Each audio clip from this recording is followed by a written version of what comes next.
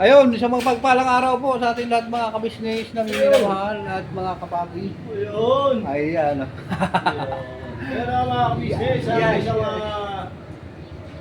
magandang araw po sa ating lahat mga kabisnes. Siyempre po mga kabisnes, ingat kayo palagi. Ayan. Ha.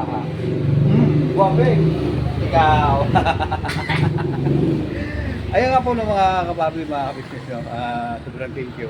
Dahil nakakapasok na naman po ako ulit mga minamahal namin ng mga kabisnes dito sa aming pinakamamahal na kuya kabisnes.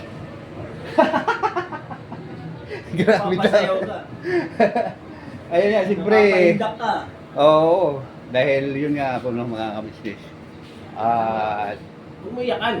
sa bibiyaya po nila ni Kuya, nakatanggap po ako ng blessing. Yay! Yeah! Yes po mga kabisnes, tama po yung sinabi ko yung Damulag. Meron po siyang tanggap na blessing mula sa kanila. Okay. Kay Sir G. Sir JB. Sir GB pala. Ayan. Ma'am Sophie. Kay Ma'am Sophie. Yeah, kay Ma'am Kay Ma'am Jeff. Ma'am Jeff. Jet. Sino si Pat? Kasi makalimutin talaga ako mga kabisnes. Wala na, matanda. Kahit ako. Pero yung may kasama yung sila, apat sila eh. Tatlo sila. Oo. Si Ma'am Matet, yung pamangkin niya. Hey! Gawad! Konsi! Konsi ba siya? Kulit nun. Ah? Kulit. Ayun po mga Tinutok yun sa akin yun. Ano ako na lang? Hindi ka na mag-vlog? Ayun. Astang balasa. Ayun na po no, mga kapabi, mga business. Pero siyempre ito kasi, true intro to eh. Wala tong cut tong ano ko. Intro parang ano Walang ano ba? Walang, Outro. Out. Ayan. Ayun na po no, mga kabisnes. Si Tolly, si Kuya Tolly ito. Ayan po yung ginagawa po nila mga kabisnes. Yung pinakamagandang lagayan ng bisikleta. Hindi ko na nga nabilat para sa nilagay yung bisikleta. Kuyaw. Ayan, kasi kita na din man nila yan dahil kapag nagbablog tayo dito kasama si Kuya, makikita pa rin yan. Ayun po mga kabisnes. Lalabas po tayo dito mga kabisnes. Naming minamahal. Ayan. Kamusta yung may bata niyo? Mayroon po kasing bata dito na nakaupo lang. Ayan. Ayan po siya mga kabisnes. Ayan. Ano pangalan mo? Yun mga business, mga kapapi. Mga pulang araw po. Ayan. Ano ko yan? Anong atin? Siyempre, ano naman, kasi marami talagang sa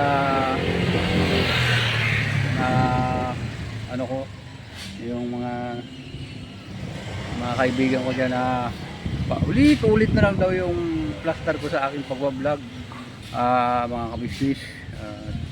Siguro nasasawa na siya sa aking pagmumukha at saka sa sa isang posisyon na wala din nagbablog ako.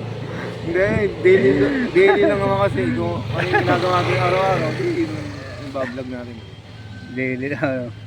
Kasi po mga business, hindi ako, sa totoo lang po talaga, hindi ako talaga kung masyadong makapaglakad kasi namamaga po ang aking ito po.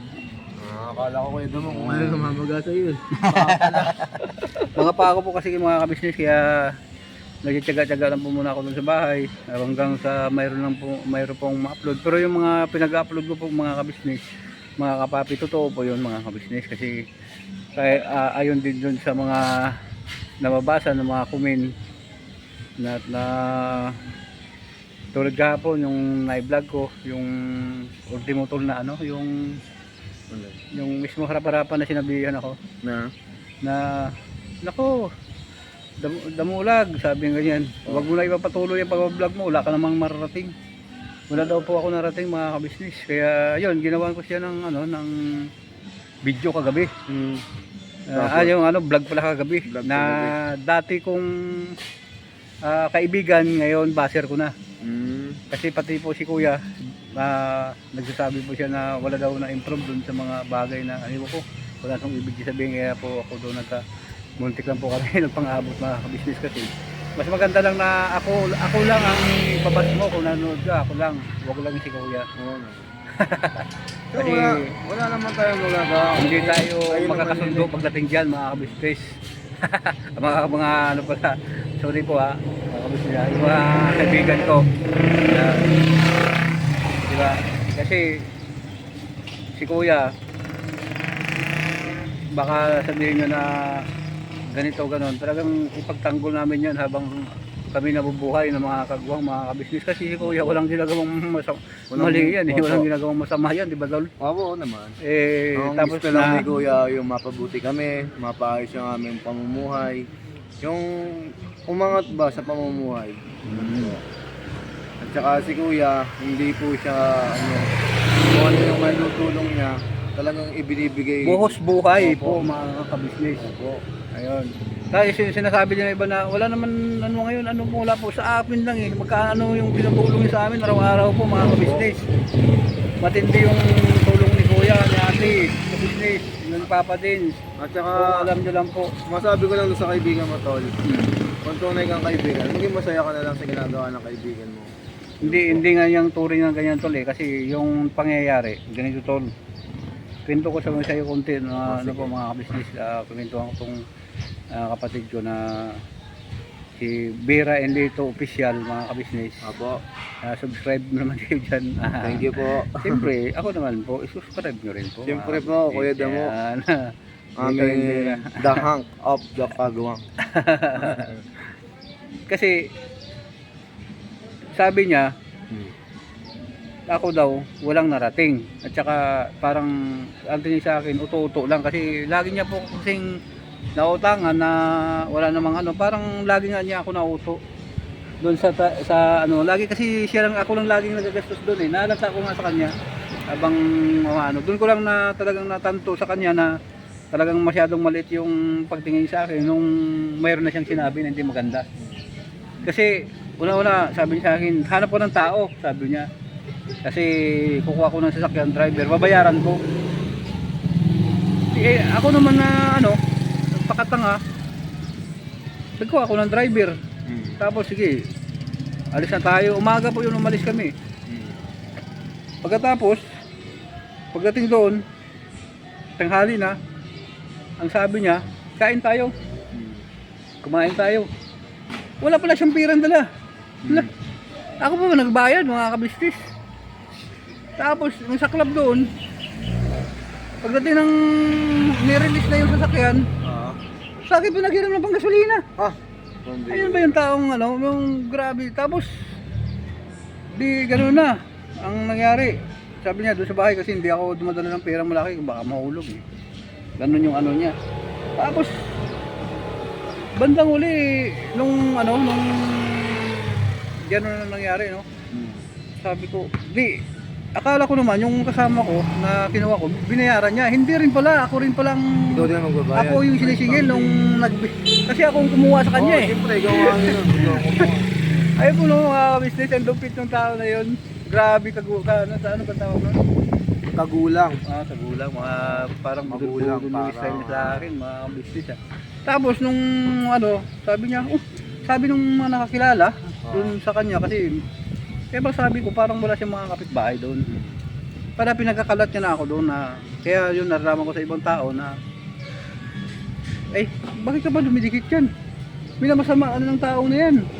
Kung ano mga sinasabi tungkol sa'yo. Sinisiraan ka na. Tapos yung kinumpronta ko siya, sabi niya lang ganyan, totoo naman eh, sabi niya ganyan, wala naman kayo na-improve na tulungan eh. Doon ako ngayon sabi ko wala tong tao na to, ba-share din pala to. Ayun. Paano walang na-improve na tulungan? Ang Siguro ang nakikita nyo, yung mga tinulungan na hindi na pinapahalagahan yung tinulong. Yung umasa na lang kay Kuya, ganun. Pero masakit sa amin yun na walang improve yung itinulong ni Kuya. Meron yan. Ayun nga eh, dun sana mapanood niya ito eh. Opo, ikaw po, bago magsalita ng kung ano-ano, siguraduhin mo muna na walang improvement yung pagtulong ng Kuya. Tsaka, sasabihin mo, wala mararating si Kuya Damo. O, di ba? Kung walang narating si Kuya Damo, wala kang mauutangan, di ba? Kaya nga, Oo, di ba? tawala ako sa kanya. At hindi ko naman din sabi ko sa kanya, kung ganun yung kung ganun yung pananaw mo sa buhay mo, nasa iyo lang yun.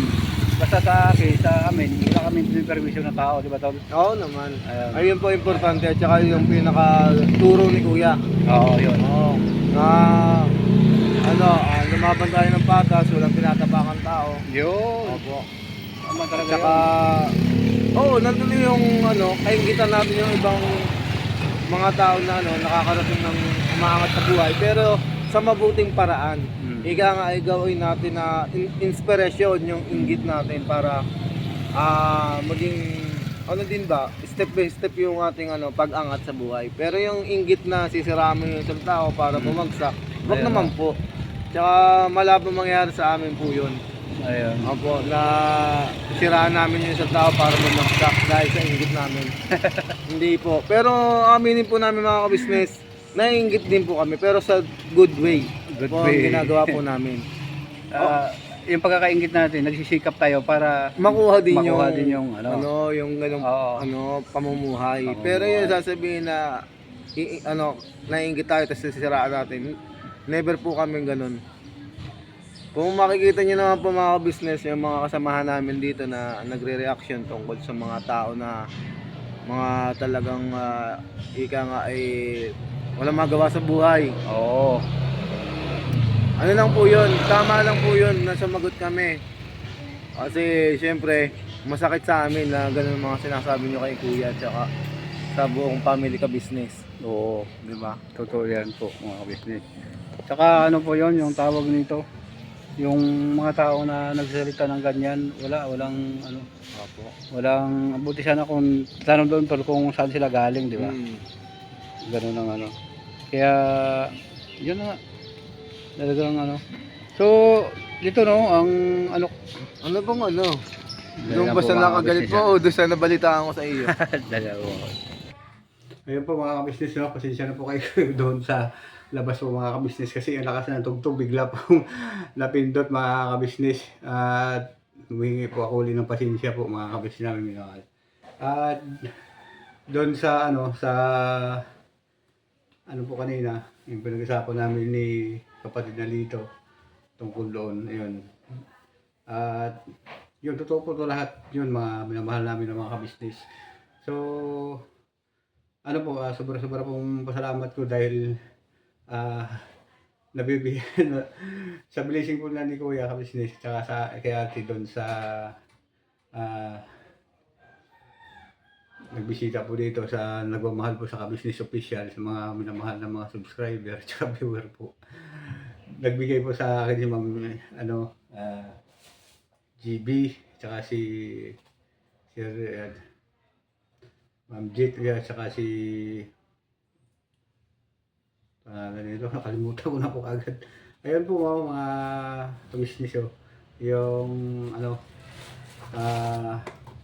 yung tripod, tingin po. Maraming salamat po sa binigay niyo po sa akin na ma'am, sir. Ayun, dun sa kanilang pamangkin. Yun, maraming salamat po dito. Ganun din po sa bag po mga kabisnes, ang ganda. Yan po. Ito po mga kabisnes Ayan. Titingnan po natin ito mga kabisnes Magamit na rin natin. Yun, ang ganda. Ayun. Dito po siya mga kabisnes Yan.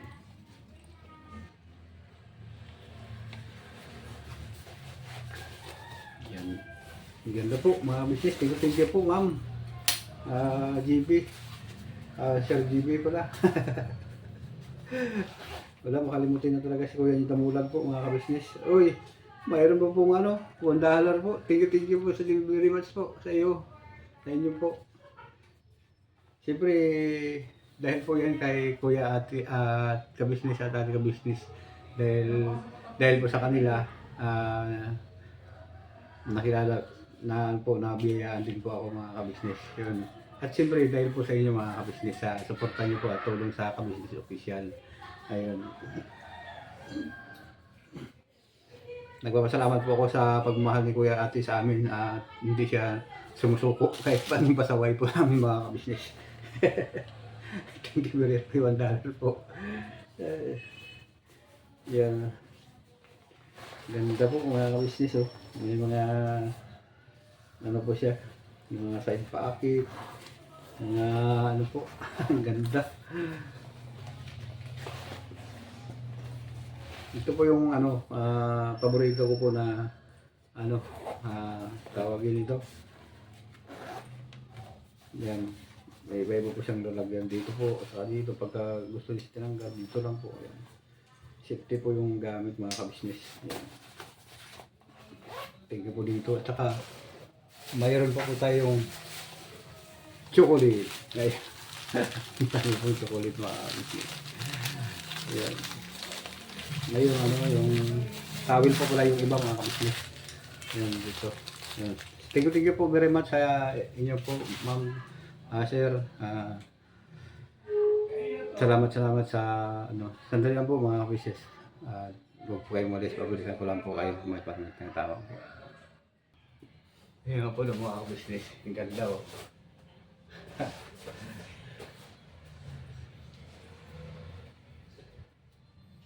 Yan. Ganda po siya mga kabisnes. Ano, comfortable siya kasi makadala po tayo ng ano, lagayan ng mga damit mga kabisnes. Tsaka siyempre, thank you very much po kay, ano, kay Kuya Ate dahil sa pinagkalooban din po ako dito mga kabisnes. Doon sa mga naungutya dyan, baka mamaya may sabihin na naman kayo na may nais naman kayong masilip na